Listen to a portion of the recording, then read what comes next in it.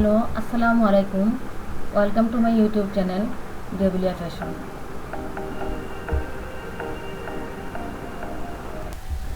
আজকে আমি আপনাদের সাথে শেয়ার করব লিলি ফ্লাওয়ারের একটা ডিজাইন। এটা আপনারা খুব ইজিলি করতে পারবেন এবং অনেক সুন্দর একটা ডিজাইন। এটা আপনারা বিভিন্ন কিছু দিয়ে করতে পারবেন।